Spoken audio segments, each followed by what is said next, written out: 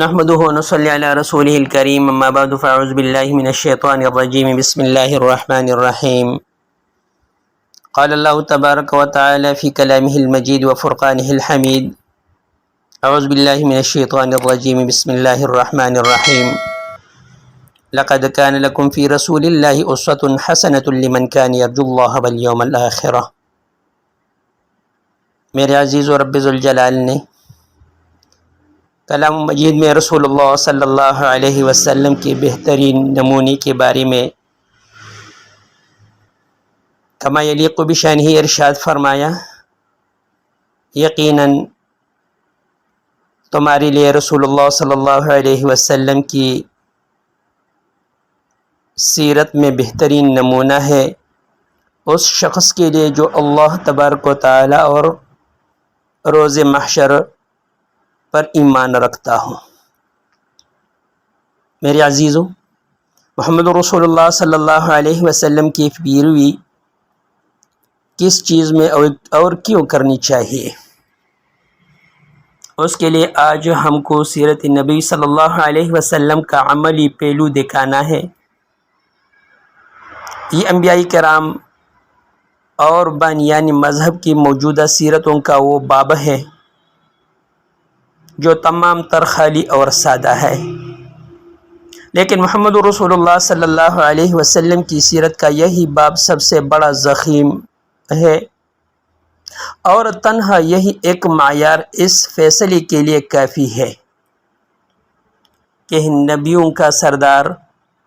اور رسولوں کا خاتم کون ہو سکتا ہے۔ مفید نصیحتوں، میٹھی میٹھی باتوں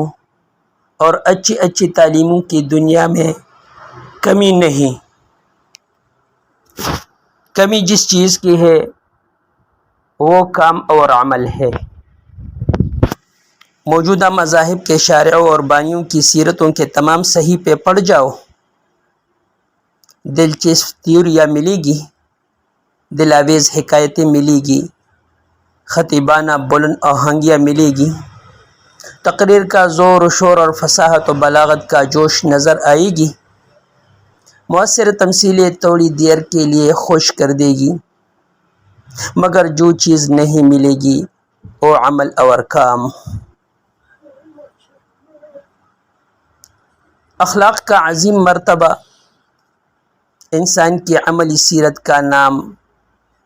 خلق یعنی اخلاق قرآن کے سوا اور کس مذہب کے صحیفہ نے اپنے شارع علیہ السلام کی نسبت اس بات کی کلی شہادت دی ہے کہ وہ اپنے عمل کے لحاظ سے بھی بدر جہاں بلند انسان تھا، لیکن قرآن نے صاف کہا اور دشمن کے مجمع میں علی الاعلان کہا، وَإِنَّكَ لَأَجْرًا غَيْرَ مَمْنُونٍ وَإِنَّكَ لَعَلَىٰ خُلُقٍ عَظِيمٍ۔ اے محمد صلی اللہ علیہ وسلم، بے شک تیری اجر نہ ختم ہونے والی ہے، بے شک تو بڑے یعنی درجہ کے اخلاق پر ہے۔ یہ دونوں فقرے گو نحو میں معطوف و معطوف علیہ ہیں، لیکن در حقیقت میں اپنے اشارت النص اور ترکیبی کلام کے لحاظ سے علت و معلول ہے، یعنی دعوی اور دلیل ہے۔ پہلے ٹکڑے میں آپ صلی اللہ علیہ وسلم کے اجر کے نہ ختم ہونے کا دعویٰ ہے، اور دوسرے ٹکڑے میں آپ صلی اللہ علیہ وسلم کے عمل اور اخلاق کو دلیل میں پیش کیا گیا ہے، یعنی آپ صلی اللہ علیہ وسلم کے اعمال اور آپ صلی اللہ علیہ وسلم کے اخلاق و خود اس کی دلیل ہے کہ آپ صلی اللہ علیہ وسلم کے اجر کا سلسلہ کبھی ختم نہ ہوگا۔ وآخر دعوانا ان الحمد للہ رب العالمین۔